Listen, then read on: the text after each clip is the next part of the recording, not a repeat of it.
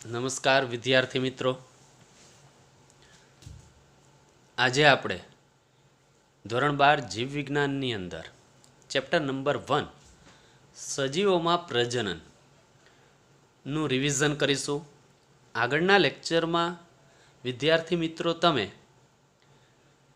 સજીવોનો જીવનકાળ વિશે અભ્યાસ કર્યો છે. અલિંગી પ્રજનન પદ્ધતિના પ્રકારોની આપણે ચર્ચા કરી ગયેલા છે. હવે આપણે ત્યારબાદ અલિંગી પ્રજનન સાથે જ એક ટોપિક્સની ચર્ચા કરવાની છે. વાનસ્પતિક પ્રજનન અથવા તો વાનસ્પતિક પ્રસર્જકો એટલે શું અને તેના ઉદાહરણ જણાવો. પ્રશ્ન એ રીતે પૂછાઈ શકે અહીંયા કે વાનસ્પતિક પ્રસર્જકો એટલે શું, તેના ઉદાહરણ જણાવો. સૌ પ્રથમ આપણે અહીંયા પ્રાણીઓ અને અન્ય સરળ સજીવોમાં અલિંગી પ્રજનન શબ્દ આપણે સ્પષ્ટ રીતે વાપરી શકીએ, વપરાય છે. પરંતુ જ્યારે આપણે વનસ્પતિઓની વાત કરતા હોઈએ, અભ્યાસ કરતા હોઈએ, ત્યારે વાનસ્પતિક પ્રજનન શબ્દ વારંવાર વપરાય છે. એટલે કે અલિંગી પ્રજનનની જગ્યાએ ત્યાં આપણે વનસ્પતિની અંદર વાનસ્પતિક પ્રજનન શબ્દ વપરાય છે. ક્લિયર મિત્રો? હવે આપણે વાનસ્પતિક પ્રસર્જકો અથવા વાનસ્પતિક પ્રજનન એટલે શું, તેના ઉદાહરણ જણાવો. 2 ગુણમાં થિયરી પૂછાઈ શકે. વાનસ્પતિક પ્રજનન એટલે કે વનસ્પતિઓમાં વાનસ્પતિક પ્રજનનની રચનાઓ જેવી કે ભૂસ્તારી, ગાંઠામૂળી, અધોભૂસ્તારી, ગ્રંથિલ, ભૂસ્તારિકા, વજ્રકંદ વગેરે નવી સંતતિ સર્જવાની ક્ષમતા ધરાવે. બધી જ રચનાઓ નવી સંતતિ સર્જવાની ક્ષમતા ધરાવે. આ રચનાઓને વાનસ્પતિક પ્રસર્જકો તરીકે ઓળખાય છે. એટલે કે આ બધી જ રચનામાંથી નવો સજીવે નિર્માણ કરી શકે છે. અને આ રચનાઓના સર્જનમાં, આ બધી જ રચનાઓના સર્જનમાં 2 પિતૃઓ ભાગ નથી લેતા, માત્ર એક જ પિતૃ ભાગ લે છે. તેથી તેમાં સમાવિષ્ટ પ્રક્રિયા અલિંગી જ છે. ક્લિયર મિત્રો? હવે આપણે એના ઉદાહરણની વાત કરીએ. અને આ બધી જ રચનાઓ આપણે ધોરણ 11ની અંદર ભણી ગયેલા છે ડેફિનેશન સાથે, એટલે વધારે એમાં ડિટેલમાં નથી જતા. પણ અહીંયા આપણે ધોરણ 12ની અંદર આ બધી જ રચનાના નામ એક્ઝામ્પલ યાદ રાખવાના, જે બોર્ડ એક્ઝામમાં પણ MCQ સ્વરૂપે અથવા તો નીટ માટે પણ MCQમાં ખાસ અગત્યના છે. ભૂસ્તારીના એક્ઝામ્પલ યાદ રાખવાના: દુર્વા ઘાસ, બ્રાહ્મી. ગાંઠામૂળીમાં યાદ રાખવાનું આદુ, હળદર, કેળા. આ 3 એક્ઝામ્પલ ખાસ યાદ રાખવાના. આપણને આ 2 એક્ઝામ્પલ ગાંઠામૂળીના યાદ હોય જ છે, આદુ હળદર, પણ કેળા પણ યાદ રાખવાનું. ગાંઠામૂળી દ્વારા એ નવા છોડનું સર્જન કરે. અને બીજું નામ ગાંઠામૂળીનું યાદ રાખવાનું, રાઇઝોમ. અધોભૂસ્તારીની એક્ઝામ્પલ તો કે ફુદીનો, ગ્રંથિલ તો બટાટા, ભૂસ્તારિકા તો કે જળ શૃંખલા, વજ્રકનનું ઉદાહરણ તો કે સુરણ.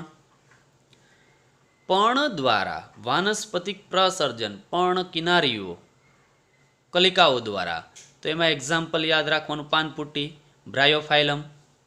મૂળ દ્વારા વાનસ્પતિક પ્રજનન તો કે સક્કરિયું, સતાવરી, ડાહાલિયા. પુષ્પકલિકા દ્વારા વાનસ્પતિક પ્રજનન તો કે રામબાણ અને અબૂટી. અને આ પ્રકલિકાના એક્ઝામ્પલ છે. રામબાણ યાદ રાખવાનું, પ્રકલિકાનું એક્ઝામ્પલ. કક્ષકલિકા દ્વારા તો કે કનક. આ બધા જ એક્ઝામ્પલ યાદ રાખવાના. ક્લિયર વિદ્યાર્થી મિત્રો? હવે ત્યારબાદ એક ટોપિક્સ આપેલો છે આપણને આગળનો, કે ઉચ્ચ કક્ષાની વનસ્પતિઓમાં પુષ્પ સર્જન સાથે પ્રાજનિક તબક્કો ઉદાહરણ સાથે સમજાવો. તમને એવો પ્રશ્ન પૂછાઈ શકે. આગળ આપણે અભ્યાસ કરી જ ગયેલા છે, પણ એના મેન ટોપિક્સ હું તમને ફરીથી રિવિઝન કરાવી દઉં અહીંયા.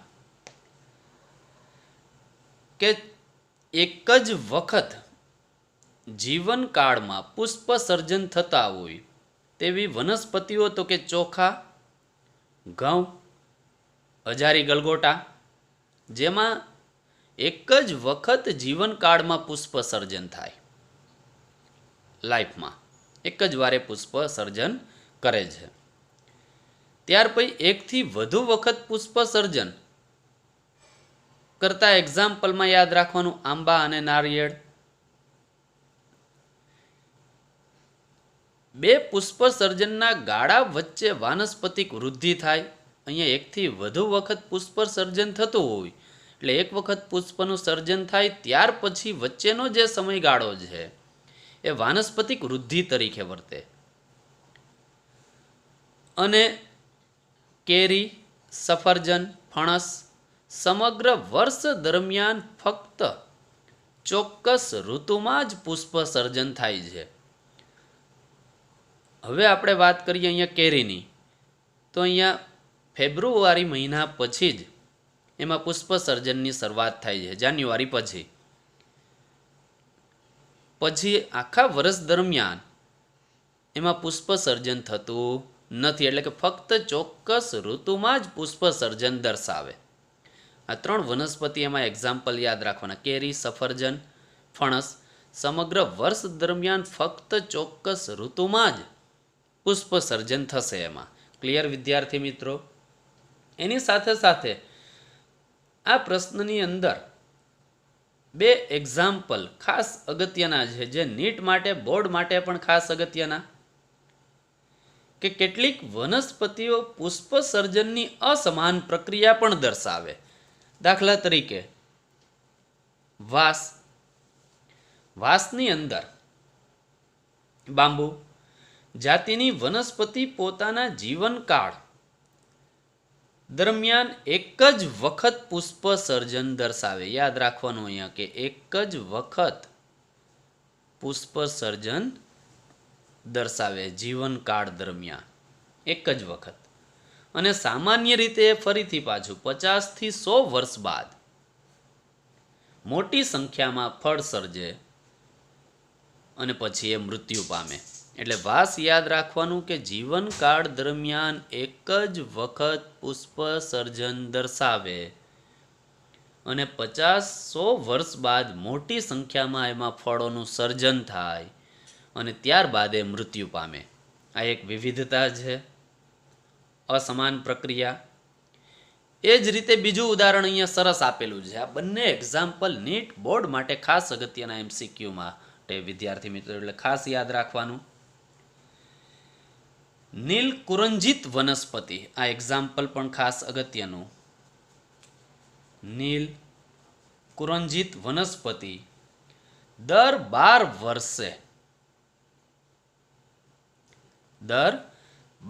વર્ષે એક જ વખત પુષ્પ સર્જન દર્શાવે છે. દર 12 વર્ષે એક વખત પુષ્પ સર્જન નીલ કુરંજિત વનસ્પતિઓમાં થાય છે. અને ખાસ કરીને એ પણ સપ્ટેમ્બર ઓક્ટોબર મહિનાની અંદર, સપ્ટેમ્બર થી ઓક્ટોબર ની અંદર પુષ્પ સર્જન એમાં જોવા મળશે.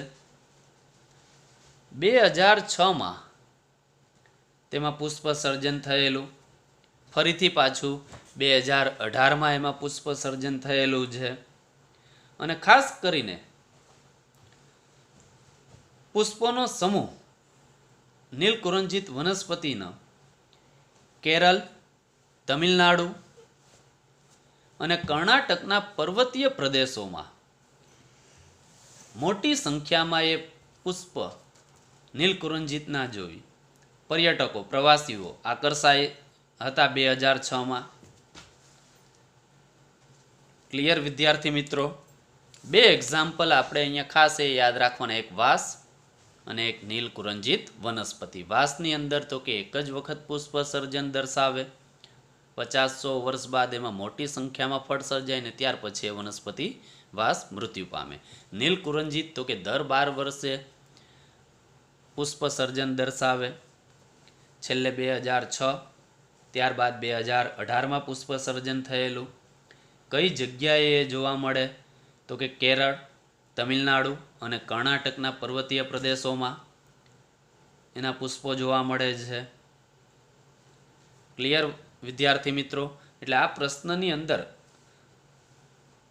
પ્રશ્ન ફરીથી હું બોલી જાઉં છું કે ઉચ્ચ કક્ષાની વનસ્પતિમાં પુષ્પ સર્જન સાથે પ્રાજનિક તબક્કો ઉદાહરણ સાથે સમજાવો. તો આ બધા જ એક્ઝામ્પલ આપણે લખવાના. પહેલું ચોખા, ઘઉં, હજારીગોટા એક જ વખત જીવનકાળમાં પુષ્પ સર્જન થાય. આંબા, નારિયેળ એકથી વધુ વખત, અને આ એકથી વધુ વખત પુષ્પ સર્જન થતું હોય એટલા માટે 2 પુષ્પ સર્જનના ગાળા વચ્ચે વાનસ્પતિક વૃદ્ધિ થાય છે. કેરી, સફરજન, ફણસ સમગ્ર વર્ષ દરમિયાન ફક્ત ચોક્કસ ઋતુમાં જ પુષ્પ સર્જન દર્શાવે છે. અને ત્યાર પછીનું ઉદાહરણ યાદ રાખવાનું વાંસ અને નીલ કુરંજીત. ક્લિયર વિદ્યાર્થી મિત્રો? ત્યારબાદ હવે આપણે થોડાક પ્રશ્નોની ચર્ચા કરીએ આ ચેપ્ટરની અંદર. જે આગળ આપણે અલિંગી પ્રજનન ભણી ગયેલા છે તેને અનુલક્ષીને જ. પહેલો પ્રશ્ન કે અલિંગી પ્રજનન માટે અમીબા અને ઈસ્ટની 2 આનુવંશિક લાક્ષણિકતાઓ જણાવો. એનસીઆરટી એક્ઝામ પરનો પ્રશ્ન છે આ. અમીબા અને ઈસ્ટની 2 આનુવંશિક લાક્ષણિકતાઓ. તો બંને, પહેલું આપણે એની લાક્ષણિકતા લક્ષણ દર્શાવવું હોય તો બંને અમીબા અને ઈસ્ટ બંને એક કોષીય સજીવ છે. એટલે કે તેઓ બંને એક કોષીય સજીવો છે, અમીબા અને ઈસ્ટ. આ પહેલી લાક્ષણિકતા. બીજી લાક્ષણિકતાઓ, તેઓ બંનેની શરીર સંરચના વધુ સરળ છે. એક કોષીય છે, આથી શરીરની રચના વધુ સરળ જ છે. આ બીજી લાક્ષણિકતા. અને ત્રીજી લાક્ષણિકતા, તેઓ બંને એક પૈતૃક સ્થિતિ ધરાવે છે. એટલે કે એક જ પિતૃ દ્વારા અલિંગી પ્રજનન દ્વારા સંતતિનું નિર્માણ કરે છે. એટલે કે આ 3 લાક્ષણિકતા આપણે એની યાદ રાખવાની. 2 ગુણની અંદર પ્રશ્ન પૂછાઈ શકે કે અલિંગી પ્રજનન માટે અમીબા અને ઈસ્ટની 2 આનુવંશિક લાક્ષણિકતા જણાવો. તો પહેલું એક કોષીય સજીવો બંને, શરીરની રચના વધુ સરળ અને એક પૈતૃક સ્થિતિ ધરાવે છે. ચાલો ત્યારબાદ બીજો પ્રશ્ન.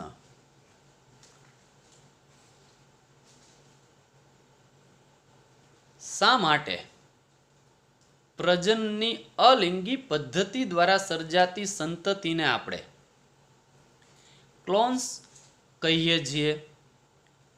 આગળ ભણી જ ગયેલા છે આપણે વિદ્યાર્થી મિત્રો આ ક્લોન્સ, જનનિક પ્રતિકૃતિ. કે અલિંગી પ્રજનન દ્વારા નિર્માણ પામેલ સંતતિને ક્લોન્સ કહેવામાં આવે છે. અલિંગી પ્રજનન દ્વારા નિર્માણ પામેલ સંતતિને આપણે ક્લોન્સ કહેશું. કારણ કે તેઓ બાહ્યાકાર, વિદ્યાકીય અને જનનિક રીતે પિતૃને સમાન હોય છે. બાહ્યાકાર રીતે અને જનનિક રીતે પિતૃને સમાન હોય છે. આથી આપણે તેના દ્વારા સર્જાતી સંતતિને ક્લોન્સ તરીકે ઓળખીએ. અને આ પદ્ધતિમાં એક પિતૃ સંતતિ સર્જવાની ક્ષમતા ધરાવે છે. પરિણામે સર્જાતી નવી સંતતિ એકબીજાના જેવી જ નહીં, પરંતુ તેઓના પિતૃની આબેહૂબ પ્રતિકૃતિ પણ હોય છે. ક્લિયર વિદ્યાર્થી મિત્રો? ત્યારબાદ એક પ્રશ્ન આગળ.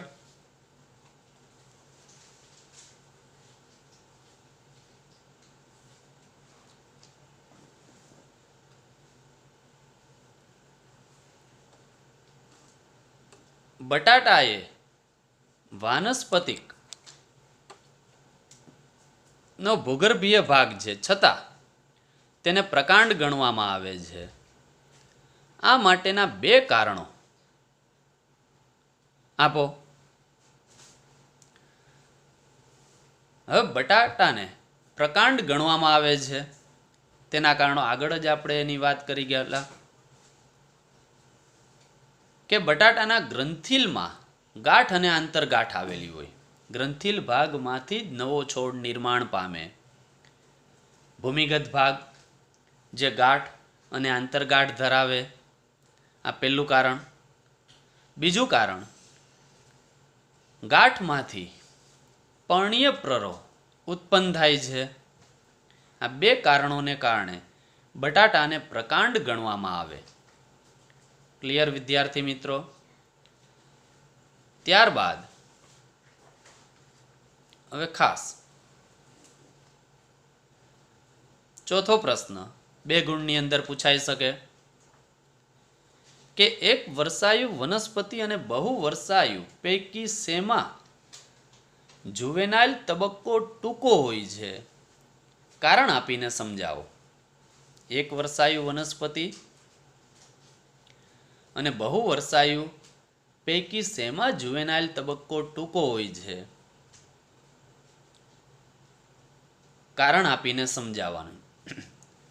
હવે પહેલા તો અહીંયા એ ચર્ચા કરીએ કે જુવેનાઇલ તબક્કો એટલે શું. આગળ આપણે ભણી જ ગયેલા છે, ફરીથી આપણે એની ચર્ચા કરી લઈએ કે દરેક સજીવમાં જાતીય પુખ્તતા પ્રાપ્ત કરતા પહેલા, એટલે કે સજીવનો જન્મ થાય ત્યારથી લઈ એ પુખ્ત બને ત્યાં સુધીનો સમય, તેમના જીવનમાં વૃદ્ધિ અને પરિપક્વતા નિશ્ચિત તબક્કે પહોંચે છે. આ તબક્કાને જુવેનાઇલ તબક્કા તરીકે ઓળખવામાં આવે. ક્લિયર વિદ્યાર્થી મિત્રો? હવે આપણે વાત કરીએ એક વર્ષાયુ વનસ્પતિમાં ટૂંકો જુવેનાઇલ તબક્કો ધરાવે. તેઓ પોતાનું જીવન ચક્ર માત્ર એક જ ઋતુમાં પૂર્ણ કરવાનું હોય છે. આથી એક વર્ષાયુ વનસ્પતિની અંદર જુવેનાઇલ તબક્કો ટૂંકો, એક જ ઋતુની અંદર એ વનસ્પતિએ જન્મ લે, ત્યાર પછી વૃદ્ધિ વિકાસ કરે, પ્રજનન તબક્કામાં પહોંચે, જીર્ણતા અનુભવે, ત્યાર પછી મૃત્યુ પણ થઈ જાય. એટલે જુવેનાઇલ તબક્કો બહુ વર્ષાયુ કરતા એક વર્ષાયુ વનસ્પતિમાં ખૂબ જ ટૂંકો હોય. ક્લિયર વિદ્યાર્થી મિત્રો? હવે ત્યારબાદ અહીંયા આપણને પ્રશ્નની અંદર નીચે આપેલ લિંગી પ્રજનનના તબક્કાઓની શ્રેણીને સપુષ્પ વનસ્પતિમાં ક્રમાનુસાર ગોઠવવાના. ક્રમ અનુસાર 4 ક્રિયાઓ છે. આગળના લેક્ચરની અંદર આપણે આ લિંગી પ્રજનન તબક્કો પણ ભણી ગયેલા છો. તો ભ્રૂણજનન, ફલન, જન્યુજનન અને પરાગનયન. તો હવે આપણે અહીંયા લિંગી પ્રજનનના તબક્કાઓને શ્રેણીબદ્ધ રીતે સપુષ્પ વનસ્પતિમાં ક્રમ અનુસાર ગોઠવવાનું. તો સૌ પ્રથમ જન્યુઓનું નિર્માણ થાય, જન્યુજનન થાય, ત્યાર પછી જન્યુનું વહન થાય. એટલે પહેલો તબક્કો આવશે સપુષ્પ વનસ્પતિની અંદર જન્યુજનન. ત્યાર પછી એ જન્યુ નિર્માણ થશે, ત્યારબાદ એનું વહન એટલે કે પરાગનયન થશે. બીજો તબક્કો એમાં પરાગનયનનો. ત્યારબાદ પરાગનયન થાય ત્યાર પછી નર અને માદા જન્યુનું જોડાણ થશે, જેને આપણે ફલન તરીકે ઓળખશું. એટલે ત્રીજો તબક્કો ફલન. અને ત્યાર પછી ફલન બાદ એમાં યુગ્મનજનું નિર્માણ થાય અને ભ્રૂણજનન બનશે. એટલે ચોથો તબક્કો આવશે ભ્રૂણજનન. એટલે લિંગી પ્રજનનના તબક્કાઓને શ્રેણીબદ્ધ રીતે સપુષ્પ વનસ્પતિમાં ગોઠવવા હોય તો પહેલો તબક્કો જન્યુ નિર્માણ, જન્યુજનન તબક્કો, જન્યુઓ નિર્માણ થશે, નરજન્યુ અને માદાજન્યુ. સપુષ્પ વનસ્પતિ આવૃત બીજધારીની વાત કરતા હોઈએ આપણે અહીંયા, તો સ્ત્રી કેસર અને પુંકેસર. એ સ્ત્રી કેસર અને પુકેસરની અંદર પુકેસરમાંથી જે પરાગરજ મુક્ત થાય એ પરાગરજ સ્ત્રી કેસરના પરાગાસન સુધી વહન પામે, જે ક્રિયા પરાગનયન એટલે જન્યુ જે નિર્માણ થશે ત્યાર પછી બીજો તબક્કો આવે પરાગનયન, એ પરાગનયન થાય એટલે ત્રીજો તબક્કો ફલન અને ચોથો તબક્કો આવશે ભ્રૂણ જનન. ક્લિયર વિદ્યાર્થી મિત્રો? નમસ્કાર.